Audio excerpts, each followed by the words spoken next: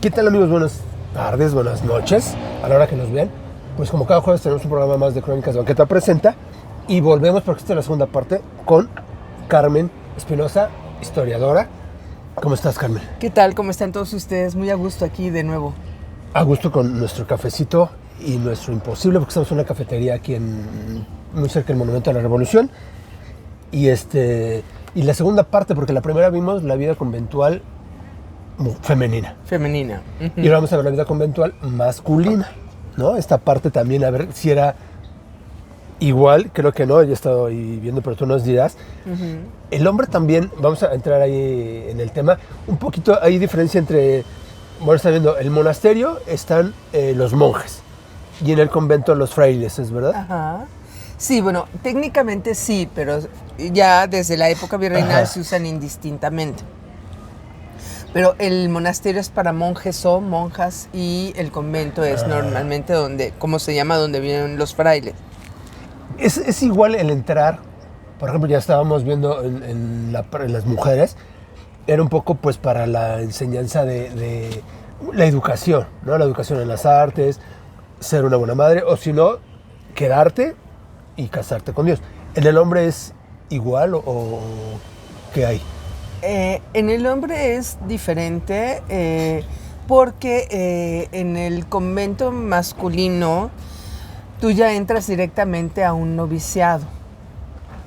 Hay órdenes religiosas, de hecho la mayoría de las órdenes religiosas tienen sus colegios, pero no necesariamente el niño tiene que llevar vida conventual. A los colegios entras adolescente para hacer una especie, o sea, el bachiller, diga, primero los estudios básicos, pues, o sea, el tipo secundaria, y ya más adelante para hacer el bachiller, y tú puedes elegir si haces vida religiosa o no, pero no es como que tengan que hacer los niños necesariamente internado. ¿Sí? Entonces es diferente la modalidad de la educación femenina y de la educación masculina. Ya, que también es igual la parte de la evangelización, llegan, bueno, ya existían los franciscanos, los dominicos, todas estas congregaciones de las cuales también Carmen nos habló en una ocasión, por ahí búsquenle, y ellos son los que forman estas escuelas. Sí, las órdenes religiosas necesitan sus colegios, porque cuando alguien entra al noviciado, pues tiene que tener un conocimiento básico de la gramática, de la filosofía básica y de latín, porque no puedes ser sacerdote, no puedes ser fraile si no tienes unos conocimientos básicos de leer, escribir bien, hablar y latín, ¿no? Y el latín básicamente porque casi los libros están en latín, ¿no? O sea, los libros religiosos, las escrituras están en latín. O sea, la Biblia está en latín, la Biblia permitida está en latín. Y por eso también hay, incluso había, hoy en día se ha ido perdiendo, pero misas en latín. Sí, bueno, eso se perdió a partir del Concilio Vaticano II, en donde la Iglesia Católica suprimió la misa en latín y se dejó la misa en castellano. Pero un grupo de católicos que no les gustó esa reforma, de alguna manera se separaron un poco de la Iglesia y conservaron la misa en latín. En latín. Que ahora también a lo mejor algunos cantos, ¿no? El Ave María o... Sí. Algunos todavía los escuchas. Sí, pero la misa en particular, estos grupos la conservaron en latín porque se considera que el latín es la lengua sagrada. Exacto. ¿No? Entonces, por eso la misa y el ritual en latín. Sí, hay oraciones especiales que se rezan en latín, el Ave María no tanto, pues ya todo se reza en castellano. Sí. Pero antes también se rezaba en latín. Cuando se enseña a los indígenas las oraciones, se les enseña en latín. Yeah. Por eso es que también, por ejemplo, en algunos cuadros o imágenes, ¿no? Porque son cristianas, figuras, la leyenda viene en latín. Así es. Ajá. Uh-huh. Sí, unas en latín y otras en español, depende del tipo de cuadro. El INRI es latín, ¿no? ¿Mané? El INRI es latín. El INRI tiene versión latina y tiene versión castellana. Sí, Señor nuestro, Señor Rey de los Judíos, en español, y Jesús Noster, Regum, Judiorum, no, la verdad es que mi latín se me perdió en la pasa de presión. Incluso también la bendición que da el Papa, también la da en latín. Uh-huh. Así es. Cuando el hombre ahora en la parte ya en la vida conventual masculina elegía, entonces él ya estaba dispuesto a consagrarse o a pertenecer a la vida católica, ¿no? O sea, cuando entraba a un convento era porque sí tenía la devoción. No, necesariamente. No, hay que recordar que en la monarquía hispana tienes que ser católico sí o sí, no tienes otra opción. O sea, ser católico o no ser católico no es opción. Si quieres vivir en el territorio de la monarquía hispana, tienes que ser católico sí o sí. O sea, no hay plan B. ¿Sí? Lo que hay es, o sea, el plan B es practicar tu religión escondidas, pero oficialmente tienes que ser católico. ¿Sí? No hay otra opción. Ahora, mucha gente no entraba a la vida conventual igual que las mujeres por convicción, sino porque imagínate, una persona de nivel medio bajo, ¿sí?, que no tiene muchas opciones para estudiar, que no tiene muchas opciones para crecer económicamente, que a lo mejor pues tienen unas pocas tierras, pero pues el papá se las va a dejar al hijo mayor para que no se fragmente la propiedad, pues entonces no va a tener mucha alternativa para para crecer económicamente, para sostenerse, ¿no? Algunos se vuelven comerciantes, algunos se van a las expediciones del norte para ver si encuentran minas o así, pero muchos eligen la vida conventual. Entonces no necesariamente es por vocación. Ya. Y quienes llegan, bueno, los frailes son los que evangelizan, pero los encargados de estos conventos. Sí, claro, o sea... Igual, digo, hay también como jerarquías. Sí, claro. O sea, para empezar es algo complicado, pero que ya explicamos en el otro video. La iglesia tiene dos ramas. El clero secular, que son el papa, los arzobispos, los obispos y los curas párrocos, que en principio son los que se deberían de encargar de la administración de los sacramentos. Por ahí del siglo XIII se van a fundar las órdenes religiosas que, digamos, de la Baja Edad Media, como los franciscanos, como los dominicos, como los agustinos, ¿sí?, que van a tener una vida activa y contemplativa, porque las órdenes altomedievales, las anteriores, solamente se dedicaban a la vida contemplativa, es decir, a la oración, a leer, a transcribir libros, a la teología, a las Sagradas Escrituras. A partir de la Baja Edad Media, o sea, de San Francisco de Asís, Santo Domingo de Guzmán y los demás, se van a dedicar a la vida contemplativa, pero también a la vida activa, es decir, a predicar, a ser misioneros, a atender hospitales, a atender colegios, que no son exclusivamente para los de la orden, sino colegios que son también para laicos que quieran estudiar. Entonces eso existe desde la Baja Edad Media, siglo XIII más o menos. En el año 1200 y algo. Sí, exactamente. Porque es diferente, o sea, sí es la vida entre la vida conventual femenina y masculina, o sea, cada quien tiene su propio... Sí, tiene sus reglas, aunque son hermanas, por ejemplo, las clarisas son hermanas de la Orden de San Francisco de Asís, o sea, es la rama femenina. Se dice que la primera orden es la masculina, la segunda orden es la femenina y la tercera orden es la laica o seglar, de gente que no vive en el convento. Entonces, pues la segunda orden de franciscanos son las clarisas y las capuchinas. La segunda orden de Santo Domingo de Guzmán o de los dominicos son las de Santa Catarina de Siena, Santa Rosa de Lima, todas esas son ramas femeninas de los dominicos. Los agustinos, pues Santa Mónica, por ejemplo. Entonces, es como la misma orden, dos ramas diferentes de la misma orden, pero tienen reglas específicas. Por ejemplo, las mujeres, como ya lo habíamos comentado, vean el video anterior, tienen voto de clausura. O sea, una vez que entran ya no pueden salir a la calle por ningún motivo. O sea, ni siquiera por motivos de salud. El médico va al convento, pero ellas ya no salen. Que también, en la época virreinal, exacto, aclaramos. Exacto. Y que también hay conventos de clausura para masculinos. Sí, yo no recuerdo que haya conventos de clausura en Nueva España. En España sí. En España sí. Por ejemplo, los cartujos sí son una orden de clausura, los benedictinos son una orden de clausura, pero yo no recuerdo que haya esas órdenes en la Nueva España. ¿Alguien me puede decir? Sí hay, bueno, yo no recuerdo. Okay. Y aquí había conventos masculinos, como el de la Merced. Así es. Como la Profesa. La Profesa no es un convento, los jesuitas no tienen conventos, los jesuitas tienen colegios, seminarios y casas profesas. Una casa profesa por provincia, porque la casa profesa es como el cuartel general, es como la sede de la orden de toda la provincia, ahí como la capital, por decirlo así, como el palacio de gobierno de los jesuitas es la casa profesa. Entonces aquí la casa profesa pues es la de la Ciudad de México, ¿no? Exacto. La de la provincia de la Nueva España. Ya, para que también vean un poquito, cada orden se manejaba distinto. Sí, o sea, sobre todo la Compañía de Jesús es una orden religiosa que ya no es medieval, ya es moderna, se funda en el siglo XVI. ¿Sí? Entonces ya es otra perspectiva, ya no nada más tienen vida contemplativa y vida activa, sino que el énfasis es en la vida activa. O sea, tienen que dedicarse a educar, tienen que dedicar. Sus dos tareas principales de los jesuitas son las misiones y los colegios.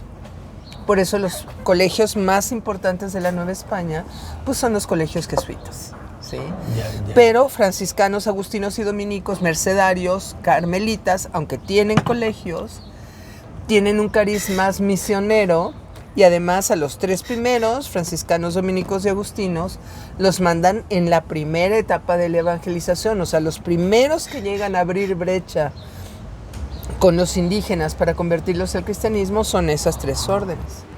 Ya, y el de la Merced sí es meramente masculino. El de la Merced es meramente masculino. Recordemos que no hay conventos mixtos. No. O sea, los conventos o son masculinos o son femeninos. No hay conventos mixtos. Y como lo comentabas en Nueva España. Exactamente. Siempre aclaramos. En el video anterior. Incluso en los conventos de las mujeres no entraban los hombres, a menos que fuera por causa de fuerza mayor o un invitado especial, y generalmente eran en áreas restringidas. ¿Sucedía lo mismo con los hombres? No, los hombres sí podían recibir gente porque, por ejemplo, si algún alumno quería consultar con su maestro, pues lo citaba en la biblioteca del convento y ahí podía recibirlo, ¿sí? ¿Por qué? Porque estaban un poquito más libres. En teoría, el peligro de concupiscencia o de deseo carnal era, ¿no? menor. Era menor de hombre con hombre que de hombre con mujer. Acuérdense que en el pensamiento novohispano, la tentadora, o sea, la que le dio la manzana a Adán es Eva. Entonces, por eso es a las mujeres a las que tienen que tener aisladas, porque son muy vulnerables ante el demonio y se vuelven las grandes tentadoras, ¿no? Entonces, no se consideraba tan peligroso que convivieran hombres con hombres. Por eso mismo, bueno, con la vida conventual tenían estos votos. ¿Era lo mismo para el hombre entonces? También sí, había castidad. Salvo el de pobreza, castidad y obediencia, salvo el de clausura. Que los hombres no tenían voto. De las órdenes que llegan a Nueva España no tenían voto de clausura. O sea, sí tenían por regla, obligaciones de vida común, pero no es lo mismo. O sea, hacer sus oraciones conjuntamente en el coro, comer juntos. Por eso en general un fraile no se movía solo. Normalmente los frailes se movían cuando menos con un lego, que es una jerarquía más baja, digamos, pero generalmente no se movían solos porque tenían que hacer vida común, tenían una regla de vida común. Sí, por eso no se encontraba solos. Pero el de castidad, obediencia... Pobreza, castidad y obediencia, sí, recordando que son votos individuales. O sea, no es la orden la que tiene el voto de pobreza, es el individuo cuando entra a la orden. Entonces, por ejemplo, si tú eras muy rico y querías entrar a una orden religiosa, tenías dos opciones: o le legabas tus bienes a tu familia o se los dejabas a la orden religiosa. ¿Y ellos cómo sobrevivían? Ellos bueno, los gastos los cubría la orden religiosa y frecuentemente la orden religiosa apoyada por los que se dedicaban a misiones, pues la orden religiosa apoyada por el rey y por los encomenderos, porque acuérdense que en el siglo XVI al menos quienes tenían la obligación de financiar la evangelización eran los encomenderos. Entonces el encomendero decía, pues yo quiero un fraile para que venga a evangelizar, a cristianizar a los indígenas del pueblo que me paga tributo. Entonces ya pues los franciscanos, dependiendo en qué ruta, en qué zona estaba, decían, pues a ti te tocan los agustinos. Entonces pues ahí va un fraile de San Agustín, y el que tenía que pagar los gastos y construcción del convento y todo era el encomendero. En los lugares donde no había encomendero tenía que ser el rey. ¿Sí? Entonces era la orden religiosa, pero también con, ahora llamaríamos financiamiento externo. Que de dónde ellos sacaban los reyes el dinero de esos tributos, que hoy serían como los impuestos, ¿no? Exactamente, de los impuestos. Total que al final, ¿quién acababa pagando? Pues los propios indígenas, ¿no? Ya sea que le pagaran el tributo a los encomenderos o que se lo pagaran al rey, pues de todos modos quienes acababan pagando la evangelización eran los propios indígenas. Y estas limosnas y demás, ¿no? Este tipo de cosas que se empezaron a... Claro. Diezmos y... Claro, nada más que el diezmo lo cobra el clero secular, o sea, el diezmo lo cobra el obispo o el arzobispo, no el fraile. Y los indígenas, por ley, no pagaban diezmo. O sea, el debate de si los indígenas tienen que pagar diezmo no se retoma hasta el siglo XVIII. Pero siglo XVI y XVII se prohíbe que los indígenas paguen diezmo. ¿Por qué? Porque son cristianos nuevos. Sí. Entonces dicen, espérame tantito, o sea, todavía no son cristianos y ya les quieres cobrar una lana, o sea, de por sí ya les está cobrando el encomendero o el rey, y aparte quieres que les cobre la iglesia. Entonces se estipuló... Era como de un trato también especial a los cristianos nuevos, ¿no? O sea, como que los apapachaban para que... Legalmente, los indígenas eran el grupo social más protegido, legalmente. Pero pues sabemos que como en muchas cosas, pues las leyes no siempre se cumplían, ¿no? Pero legalmente el grupo social más protegido era el de los indígenas. Al igual que las mujeres, por ejemplo, que pagaban su dote, ¿el hombre también lo hacía? Sí, claro. Era igual. Sí, claro. Y entonces esa dote pues servía también para protegerlos y alimentarlos y todo. Sí, pero realmente de lo que vivían los frailes, como tenían la doble vida activa y contemplativa, era mucho de los servicios que prestaban. Por ejemplo, un maestro jesuita en un colegio jesuita cobraba. Sí. O sea, no te creas que trabajaba gratis. O sea, el maestro jesuita, en el colegio jesuita se le pagaban sus honorarios de las clases que daba. Sí. Entonces, pues también de eso vivía.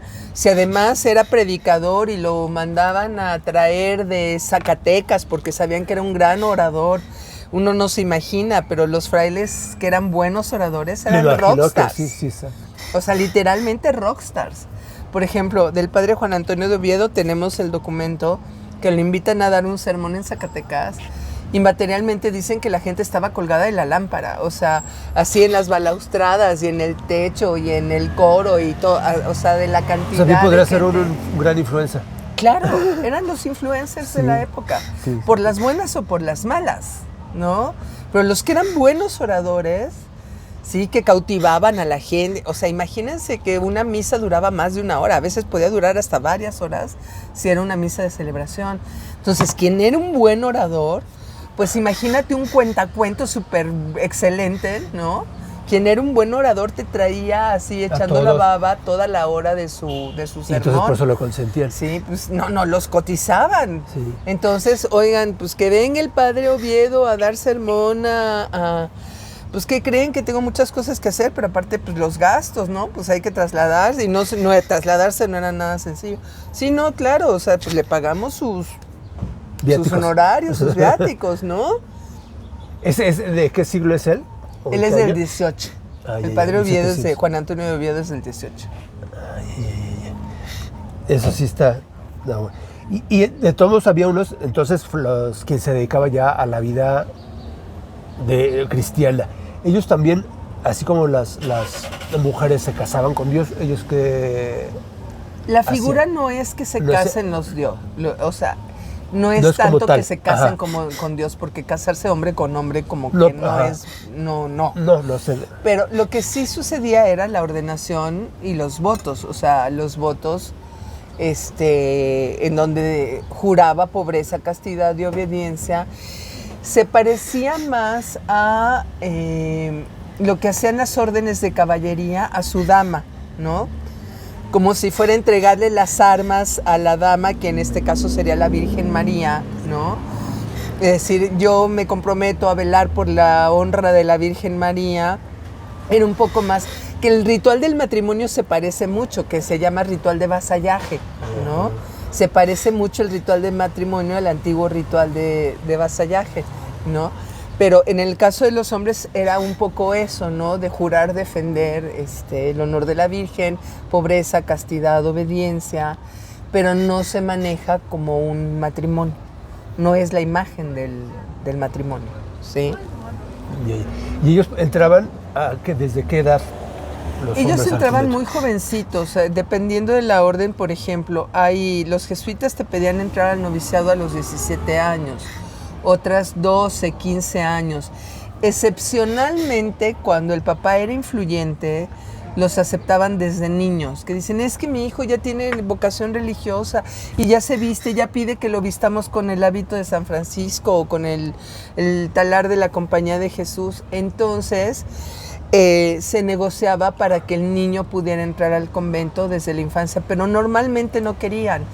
¿Por qué? Porque un niño no tiene la voluntad sólida como para decir que elige la vida religiosa. En cambio, pues un adolescente ya arriba de los 15, pues ya está en edad de distinguir si realmente quiere la vida religiosa o no. Que también había opciones, como en el caso de la mujer. El hombre igual te podía quedar en el negocio o sembrar o hacer otras cosas. Sí, claro. El asunto es que los oficios de manos, o sea, ser artesanos, ser campesinos, no eran socialmente bien vistos. Entonces, una persona de nivel medio, o sea, piensa, o sea, pon tú... No vamos a pensar en Narvarte un poquito más, o sea, la Moderna, por ejemplo, en la Ciudad de México, o sea, que tienes suficiente para vivir, pero no así con grandes lujos, que no puedes pagar una escuela privada o pagas una escuela privada así como patito, pues entonces no es digno que trabajes de artesano, que seas campesino, o sea, que hagas trabajos que impliquen labor de manos física, ¿no? Si tienes un renombre, o sea, si tú dices, es que mi familia es la descendiente de los no sé qué, pues con menos razón te puedes dedicar a un oficio que se considera indigno. Entonces sí había clasismo. O sea, digo, no es, época, es elitismo, contexto, digamos. Exactamente. Vamos a decirle elitismo, ¿no? Sí, sí había elitismo. Y había muchas pretensiones, o sea, es una sociedad que está muy ocupada y preocupada por las apariencias. Entonces, si quieren tener una idea, vean la picaresca española. Aunque tengas los calzones rotos, pues tratas de traer un saco, aunque esté todo remendado por dentro y parchado, pues para que se vea que estás vistiendo elegantemente, ¿no? Y como dice Quevedo, ¿no? Te acabas de comer unos frijoles, pero usas el mondadientes como si te hubieras comido una perdiz, ¿no? Porque estás todo el tiempo tratando de manifestar estatus. Entonces, pues no vas a ser carpintero si eres un hijo de una persona con cierto nombre, ¿no? Vamos a poner un ejemplo contemporáneo, que tu papá era abogado, ¿no? Pero pues venido a menos y que ya no te pudo pagar una gran universidad, pero pues es el señor abogado fulano de tal, ¿no? Pues entonces no vas a ser carpintero, no vas a ser campesino. Tu salida para tener de qué vivir, pero en un trabajo digno, es la vida religiosa. Ya. Sí. O sea, sí era pues mejor visto que estuviera como ¿hasta frailes se quedaban? ¿O? Mira, la jerarquía es así. Tú entras como novicio. Ajá. Cuando tú cumples los requisitos de las órdenes, que son muy parecidos a las mujeres, ser español no se entiende tanto desde el punto de vista étnico, sino desde el punto de vista religioso-cultural. Si eres cristiano viejo, si tus papás fueron españoles, o cuando menos hay bastante sangre española en tus genes. Eso también lo explicó en el video pasado, para que lo chequen. Ajá. Entonces, se te considera español. Entonces, tienes que ser español, tienes que ser cristiano viejo, tienes que ser producto de matrimonio. O sea, a los hijos bastardos, ni ¿no? Hombres ni mujeres, eso se sí les acepta, era muy mal visto, ¿sí? Porque lo que santifica la unión carnal es el matrimonio.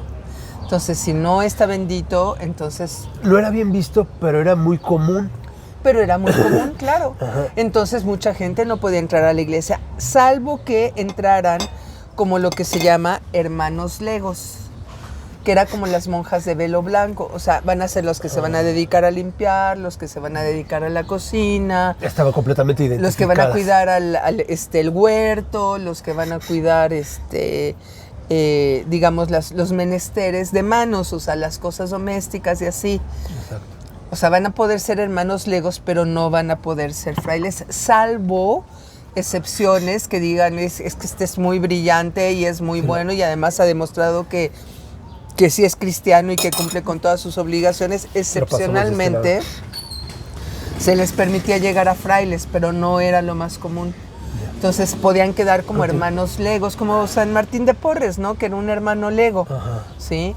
Por eso le decían Fray Escoba, porque aunque era hijo de un español muy importante, como era descendiente de negros y era, o sea, ya era amestizado, digamos, y además era bastardo, pues entonces no podía ser fraile. Ya después lo quisieron hacer fraile y él dice, no, yo como lego estoy muy bien.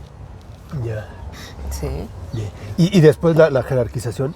Luego vienen los frailes, ya fuiste novicio, Y por mucho tiempo, ¿verdad? No, novicio ¿No tanto? es un año o dos, no es demasiado no tanto. tanto. No. No, acuérdense que igual que las monjas, el noviciado es para ver si tienes el carácter y la vocación, más que la vocación, el carácter para aguantar la vida religiosa.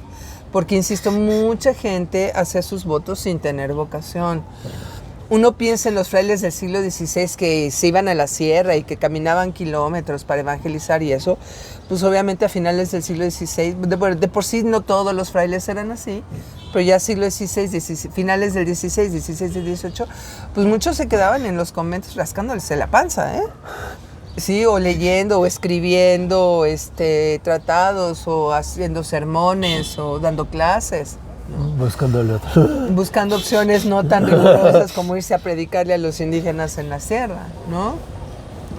Entonces, ya cuando hacías tus votos, ahí sí tenías que saber mínimo filosofía y teología, ¿sí? O sea, mínimo tenías, de preferencia debías de ser bachiller. Entonces, ya cuando hacías tus votos, que habías estudiado lo suficiente, ya podías ser fraile. Los frailes que eran elegidos para cargos de gobierno en los conventos se llamaban abades o priores. Por eso el convento era una abadía también, ¿no? Hay conventos que reciben el nombre de abadías, claro, otros sí reciben el nombre de prioratos. Los conventos prior es como el superior. Es el superior, o sea, lo que sería la madre superior en el convento femenino, o priora o abadesa, pues es el prior del convento masculino. Para esos cambios que hay entre la parte masculina y femenina. Así es. Y entonces ellos ya tienen el cargo de prior y ya los que controlan toda una provincia, por ejemplo, la provincia de la Nueva España o la provincia de Michoacán, pues ya reciben el nombre de padres provinciales. Y por encima de los padres provinciales están los generales o prepósitos generales o priores generales, que son los que generalmente están en Italia. Sí, porque las sedes de la mayoría de las órdenes, pues por obvias razones, el contacto con el Papa, pues están en Italia. No todas, la sede de la mayoría de las órdenes está en Italia. Sí. Sí, y aparte que ellos sí obedecen mucho este tipo de jerarquías, ¿no? Sí, o sea, bueno, tienen voto de obediencia, pero la jerarquía es muy vertical. Sí, o sea, no hay poco margen, digamos, de acción en cuanto a las jerarquías, porque existen por regla. ¿Sí? Ahora, que exista la jerarquía por regla no quiere decir, o sea, no es lo mismo poder que autoridad. Hay gente que tiene la autoridad pero no tiene el poder, ¿sí? Por ejemplo, en el siglo XVI muy temprano se decía que un hermano lego, Fray Pedro de Gante, le dicen fray pero era lego, Pedro de Gante tenía más poder a veces que el obispo, ¿sí? Montúfar se quejaba de eso.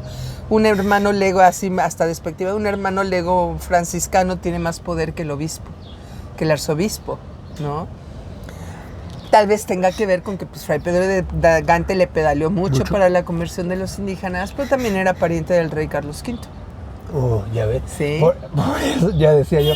Pero chequen, porque por ahí también yo he puesto un tuit acerca de Pedro de Gante, con esto de que a veces no conocemos, no sabemos por qué se llaman así las calles, ¿no? Y bueno, ¿qué son estos personajes? Pero Gante hizo muchísimo. Sí, hizo muchísimo. Pues él creó el Hospital de San José de los Naturales, él creó talleres de artesanos en conventos como la Capilla de San José de los Naturales de San Francisco de México. Cuidaba a los indígenas, los evangelizó, facilitó el primer contacto para que los frailes aprendieran náhuatl y poder convertir a los indígenas. Entonces hizo muchísimo. Cuando etiquetamos a todos, es que todos los españoles fueron explotadores, es que todos los españoles fueron... Pues no todos, hubo muchos que sí, eran unos hijos de su qué barbaridad, pero no todos, o sea, hay otros que no. Sí. Y al igual con los virreyes. Exactamente, igual que con todas las autoridades, pues hasta la fecha pasa, ¿no? O sea, hay gobernadores que le echan la galleta para ser lo más honestos posibles y que hacen cosas buenas por sus territorios y hay otros que no. O sea, igual, ¿no? Exacto. Y aquí el hombre entonces, y él que tenía la vocación pues acá por todo el... Ya, ellos también iban como estableciendo sus propias comunidades. No, no es como que yo abro el convento cuando yo quiera, nada. No, para que se abra un nuevo convento tiene que ser autorizado por el rey. O sea, ni siquiera nada más por la orden, por el rey. Porque acuérdense que existe el regio patronato eclesiástico. O sea, la verdadera cabeza de la iglesia en América, en Hispanoamérica, es el rey. Es el rey. Sí. Digo, sí, todo llega al papa, pero la verdadera cabeza es el rey. Entonces, si tú quieres crear un nuevo convento, tú tienes que pedirle permiso al rey. ¿Sí? Entonces, no es como que tres frailes digan, ¿qué les parece que nos vamos de aquí y fundamos otro convento? No. Incluso, no es que puedas vivir en el convento que tú quieras. O sea, los provinciales deciden dónde vive cada fraile y los cargos son rotativos. O sea, tú no vas a ser prior de tu convento toda tu vida. O sea, los cargos circulan dependiendo de la orden, cada 3 o 4 años. Entonces, igual los frailes pueden ser mandados a un convento o a otro cada cierto tiempo. O sea, hay un capítulo, así se llama un capítulo de la orden, se reúnen las autoridades de la orden religiosa, y ahí deciden a dónde mandan a cada uno de los frailes, quién va a ser prior de qué convento. Tú puedes ser prior en un trienio o en un cuatrienio y al otro ya no. O sea, no son cargos vitalicios. Pero esos no son por votación, sino el rey es el que elige. No el rey, el cabildo de la orden. Que los cargos los elige el cabildo de la orden. Si se construyen conventos o no, lo decide el rey. Pero el cargo lo deciden las autoridades internas de la orden colectivamente. O sea, en el capítulo o cabildo. ¿Sí? Yeah. Así es. Sí, porque tampoco él va a tener el rey. No, el rey, o sea, tampoco puede, o sea, no puede no todo, es omnipresente. ¿no? Exactamente. Pero sí, y era muy difícil la vida, o sí era una parte de ellos que normal. O sea, la vida era difícil para todos. Ajá. O sea, no tienes energía eléctrica, no tienes refrigerador, no tienes coche. Las órdenes mendicantes, aunque podían tener bienes, por ejemplo, no podían montar a caballo. Si tú te tenías que trasladar grandes distancias, a lo más que podías llegar es a burro o a mula. Pero no, un fraile no podía ser visto a caballo, ¿sí? La mayoría de las veces los frailes más que obedecían las reglas de su orden más estrictamente, se iban caminando. O sea, entonces imagínense, de un convento a otro, de San Agustín de México a Culhuacán, caminando. No había metro. Sí. Entonces, o sea, la vida era difícil para todos, no había electricidad. Sí. Entonces, todo lo que tú leías, escribías, transcribías, tarde, noche, tenía que ser con velas de cebo, porque no había luz. Pero además tenías que predicar y esa no era opción. O sea, si tu autoridad te decía, te toca ir al convento fulano de tal a evangelizar o a predicarle a los indígenas, digo, podías respingar tantito. Y si tenías lana, pues a lo mejor medio podías convencer al prior, pero no era tan fácil, ¿no? Entonces, porque tienes un voto de obediencia, ¿sí? Entonces, y hasta para eso hay fórmulas. ¿no? De yo aquí, su más humilde capellán, pues considero que sería más útil en... No le vas a decir, no le quiero hacer caso, es usted un baboso, ¿no? Sino sería más útil en el convento tal, porque domino la lengua y porque así, ¿no? Entonces, pero en principio, en teoría, tienen que obedecer las instrucciones de los superiores. Claro. Sí. Claro. Y ahí, por ejemplo, viviendo ya en el convento, porque decían, en un convento, igual que las mujeres, cuando es un convento de Frailes. frailes, igual vivían, pero de que no podían salir que no podían salir. No, claro que sí, pues es que como predicas el evangelio si Sí, no sabes. ellos sí les toca, pero por ejemplo, morían y ahí mismo se enterraban, ¿no? Eso sí. Eso ahí estaba. Eso sí. Cuando mueres en un convento, en ese convento te entierran y ya que salen los huesos limpiecitos, te meten en el osario. Que ahí lo podemos ver en el convento del Carmen de México. Ahí está una ventanita con 3 calaveritas para enseñar dónde estaba el osario del convento del Carmen. Sí. Todos los sí conventos mujeres, tienen... No, el del Carmen es de hombres. ¿De hombres? Sí. Ah, mira. El de San Ángel es de hombres. Ajá. Era convento y colegio. ¿Qué es lo que sucede con los sacerdotes o los padres, no? También si están en la iglesia, por ejemplo, los padres de la catedral. Pero ellas no son órdenes religiosas, no, ellos son clero secular. Los frailes tenían privilegios especiales para funcionar como clero secular. ¿Por qué? Pues porque habían sido los encargados de la evangelización de los indígenas. Entonces había iglesias conventuales que funcionaban como parroquias, pero tenían un nombre especial, se llamaban doctrinas. Entonces ahí los frailes tenían la responsabilidad como si fueran un párroco, un sacerdote. Entonces bautizaban, casaban, daban los santos óleos, como si fueran un sacerdote. No todos los frailes eran sacerdotes, porque aparte de hacer tus votos de pobreza, castidad y obediencia, tenías que recibir las órdenes sacerdotales. En el siglo XVI como que se hicieron de la vista gorda porque había que predicar y convertir a un titipuchal de indígenas. Pero ya conforme fue avanzando la época virreinal, fueron volviéndose estrictos de que si querías ejercer el ministerio de cura de almas, que se llama, si querías ser cura o sacerdote, aunque fueras fraile, tenías que recibir la ordenación sacerdotal por el obispo.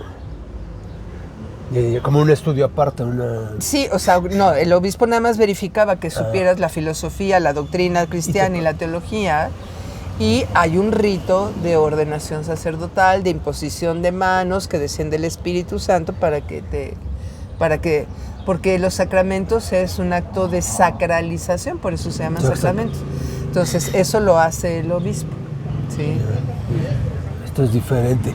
Y de todas modos, estas órdenes, todas las escuelas que vemos hoy en día, las particulares, las hay, provienen. No todas, muchas provienen, son administradas por órdenes religiosas. Ajá. ¿Qué es pues lo bueno que nos dejaron, no?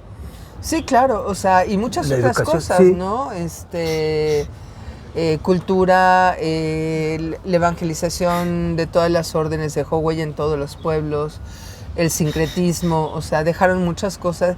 Yo, de hecho, prefiero tratar de no decir bueno y malo, porque bueno y malo con relación a qué, ¿no?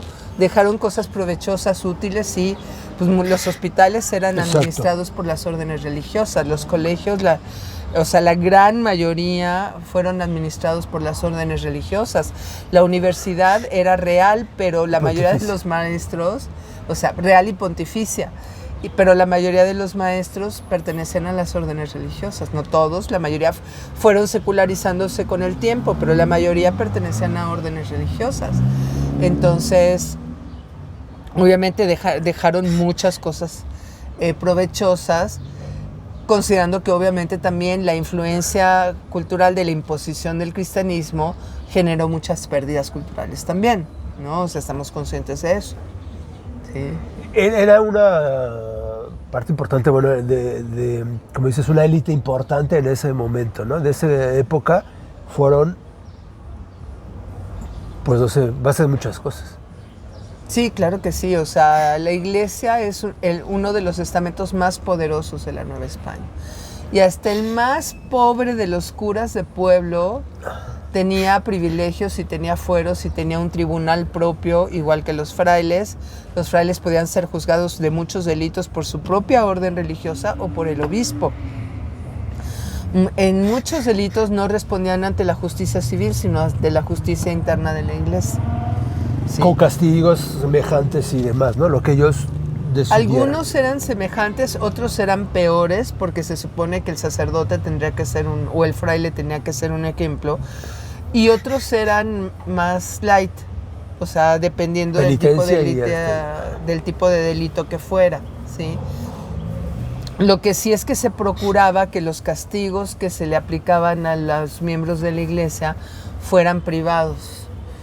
No, eso es algo muy difícil de entender, pero aquí lo importante es la ejemplaridad.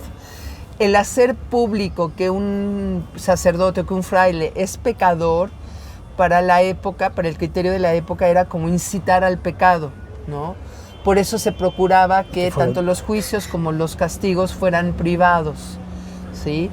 Y sí, se les podían dar azotes y hasta se les podía sentenciar a la hoguera y lo que sea, pero se procuraba que todo eso fuera en privado para que no se considerara como un mal ejemplo para el resto de la sociedad, ¿sí? Ya ven. Para ver si les convenía o no ahora estar dentro de la iglesia, que ahora es diferente, ¿no? Ha ido cambiando sí, sí, pero digo, tan es difícil que ahora no hay ordenaciones, ni hay ingresos en las órdenes religiosas. O sea, realmente la crisis de ordenación es dramática, sí. No severa, dramática. O sea, ya hay casos de párrocos que tienen que atender 3, 4 parroquias porque no se dan abasto, ¿sí? O sea, las cosas han cambiado muchísimo, pero la vida religiosa sigue siendo dura. O sea, aunque no los cumplas, tener un voto de pobreza, de castidad y de obediencia, pues no es fácil, ¿sí? Aunque te lo saltes, porque finalmente te estás saltando un juramento que tú hiciste. Y aunque lo hagas y seas un poquito cínico, de todos modos siempre traes la piedrita en el zapato de, ay, yo juré que iba a cumplir una regla y no la estoy cumpliendo. Entonces la culpa es cañona, ¿sí? Entonces no es fácil, tan es así pues que hay mucha gente que ya no quiere entrar a las órdenes religiosas, ¿no? Al menos ha ido disminuyendo. ¿Desde cuándo, por ejemplo, ya los conventos, bueno, pues con la ley de amortización dejaron de existir muchos templos, iglesias y conventos, ¿no? Y se hicieron ya, pues, hoy en día son otra cosa, ¿no? El convento de San Diego, que es el laboratorio Berta Alameda, pues la Merced ya no existe como tal. La Profesa que solo quedó como templo, como iglesia. Sí, el templo se conserva, pero la casa, pues materialmente ya no existe. O sea, existe el templo de la casa Profesa, pero la casa propiamente dicha, pues se conserva en 3 paredes, prácticamente desapareció. Sí. Todo ha cambiado. Todo ha cambiado, todo cambia, que yo cambie no es extraño, diría doña Mercedes Sosa. Pues un día vamos a ir a un convento, que todavía está, por ejemplo, precisamente Carmen tiene muy dominado el convento del Carmen, ¿no? Sí, no sé por qué será, ¿verdad? No es ego ni narcisismo ni nada, pero me gusta mucho mi nombre. Por la Virgen del Carmen. Exactamente, obvio. Sí. Pero no naces en un día de las Carmen. No, mi mamá sí. Mi mamá sí nació el día de la Virgen del Carmen. Entonces, desde toda la vida mi familia iba a agradecer a la iglesia del Carmen, pero a la del centro. Ajá. Pero como empecé después a trabajar en el sur, pues empecé a ir al Carmen de San Ángel a visitar a la Virgen del Carmen y hasta la fecha. Y que es tan importante porque es la calle del Carmen en el centro, la calle del Carmen, el Coyoacán. O el Parque del Carmen en San Ángel. Ajá. Sí, claro. Sí, está muy presente. Los conventos daban el nombre a las calles, o sea, la calle de San Francisco se llamaba así por el convento de San Francisco. Sí. Que es donde está la Torre Latino, toda esta parte, en Santo Domingo. Así es. Yeah. Sí, pero sí vamos a este convento, bueno, que ahora es museo.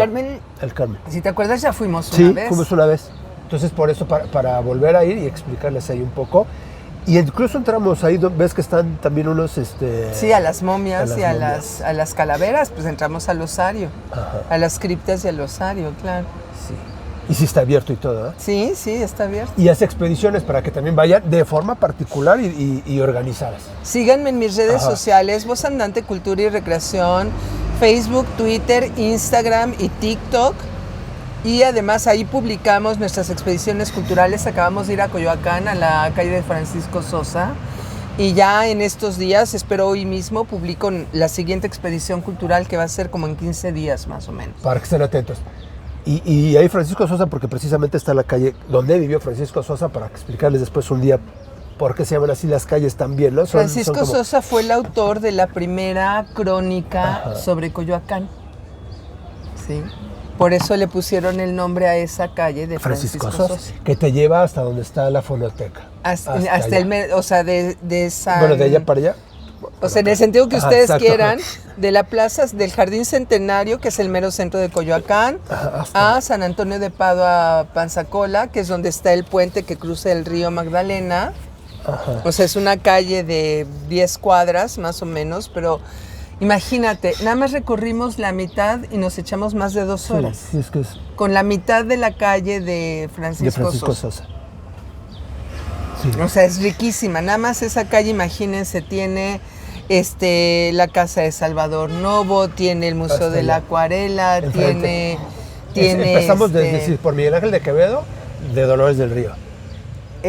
Sí, pero... Y después ya la de... San Antonio Panzacola, Que San Antonio Panzacola forma parte de la hacienda de Panzacola desde Viveros, que eran los Viveros. Ajá. Por el rey, bueno, Miguel Ángel de Quevedo, pero Miguel Ángel de Quevedo era llamado el apóstol del árbol. El apóstol del árbol. Él sí vivió en la calle de Francisco Sosa. Exactamente. Miguel Ángel de Quevedo vivió en la calle de Francisco Sosa. Sí, ahí tenía su arborum, o sea, tenía su jardín enorme con diferentes especies de árboles y todo. ¿Sí? Entonces sí, es una calle importantísima, ¿no? Tengo o sea, la mitad y nos echamos más de 2 horas y media. El barrio de Santa Catarina, de un lado. Y aparte que hay casas muy bonitas. Además hay casas muy bonitas desde el siglo XVIII hasta siglo XIX, principios del XX. Hay casas muy Pídale ese recorrido entonces para que vean, porque de verdad que está muy interesante. A veces nos vamos a las partes céntricas, ¿no? O sea, sí, Coyoacán tiene mucho, ahí mismo la iglesia o el templo, San Juan Bautista, la que se llama Casa de la Matlinche, hacia la Conchita, la Casa de Hernán Cortés. Pero estos ya son como, ya por lo menos la gente ya lo tiene identificado, ya sabe. Pero un poquito más hacia acá, o sea, incluso sale del mismo arco de Coyoacán hacia... Exactamente. La calle de Francisco Sosa. Sí, el arco da exactamente a Francisco Sosa. ¿Por qué? Porque ese era el camino real que iba de Coyoacán a San Ángel. Sí, era el camino real, era el camino oficial, digamos. Sí. Y ese viene... real, ¿por qué? Porque proviene del rey. Porque sí, es un camino que está supervisado, vigilado y mandado construir directamente por el rey. Muchos caminos reales tienen origen prehispánico. Pero si quieren saber más de eso, vengan a mis expediciones culturales. Exacto. Y aparte les hablaba el Camino Real, tierra adentro, ese es otro, que es la ruta comercial que existía, pero también... minera. Exacto. Todo lo que viene real es porque viene del rey. Mejor, Voz Andante. Canal de YouTube también, Voz Andante Cultura y Recreación. Ahí tenemos también videos de entrevistas, de expediciones culturales, de videos cortos, shorts, que le llaman. Entonces ahí, a seguirnos en nuestras redes sociales y a venir a nuestros... Y en el grupo que tienen de Voz Andante. Sí, para pero que también todos participen. Exacto, tengo 2 grupos en Facebook, que son Vozando Cultura, ¿sí? Y México en Imágenes de Ayer y Hoy. Entonces tengo un montón de amigos que suben fotos preciosas de Querétaro, de Yucatán, exacto, el de México, ¿sí? Querétaro, Yucatán, de la zona minera de Pachuca, de muchas partes de Monterrey, ¿sí? México en Imágenes. Y luego Vozando Cultura, ahí publican amigos que son músicos, publican amigos que son poetas. Nuestro querido Arturo, cuando se acuerda, nos comparte ahí sus videos y publicaciones. Y además cualquiera puede publicar, o sea, se inscriben al grupo y dicen, pues yo me dedico a cantar.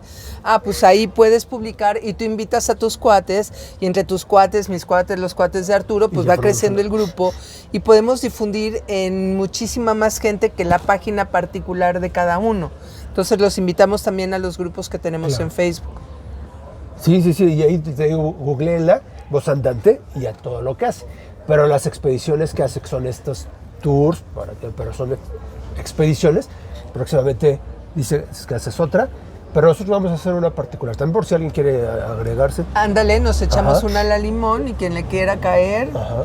con todo gusto. Y te decía, encantados porque a de la veces vida. están en los lugares, siempre el centro de Coyoacán, el centro histórico, pero hay muchos otros que la verdad tienen bastante historia y pues no son tan... Tan conocidos. O sea, en el centro histórico, solo en el centro histórico yo tengo más de 20 tours. Sí, pues es Solo que a en la el calle centro que vas... histórico. Exactamente. Hay veces que una sola calle te da para un tour completo. ¿Sí? ¿Cuántas calles hay en el centro histórico? Todas las del mundo, ¿no? Por eso hay tantos Y de museos. conventos de frailes y de conventos Sí. de monjas. Tenemos tours literarios, por ejemplo, de literatura del siglo XIX que hemos dado con Dulce Adame, una querida amiga que es literata, especialista, ¿sí? Tenemos el tour de La Güera Rodríguez, o sea, tenemos muchos tipos, tenemos tours gastronómicos de barrio, pulqueros, o sea, hay una gran cartelera que Cantinas ustedes... que van rápido porque si no, se las llevan. Ya Sí, pocas quintenas donde- vayan, a las cantinas que quedan, vayan, Porque porque ya- cada vez desaparece una... Hay, Sí. hay que conservarlas y la manera de conservarlas es visitándolas y Visitándolas. consumiendo. ¿sí? Exacto. Pues Así ahí es. está. Ya, vamos, la siguiente, otra tercera parte, pero ya es un convento. Para entrar ahí, digo, ya tampoco, pues ya es más la imaginación, ¿no? Y lo que nos puedas decir, porque pues ya vida conventual ahí ya no... Fíjate que sí, Todavía hay hay- un montón de conventos, porque ¿qué es lo que sucedió? Fíjate qué cosa tan interesante. En el siglo XX, pasada la Revolución Mexicana, fíjate qué chistoso, aunque muchos revolucionarios eran lo que se dice comecuras, pasada la Revolución Mexicana, sobre todo a partir de los 1930 y tantos, algunas órdenes religiosas regresaron a sus antiguos conventos. Por ejemplo, en San Juan Bautista de Coyoacán no regresaron los dominicos, pero regresaron los franciscanos.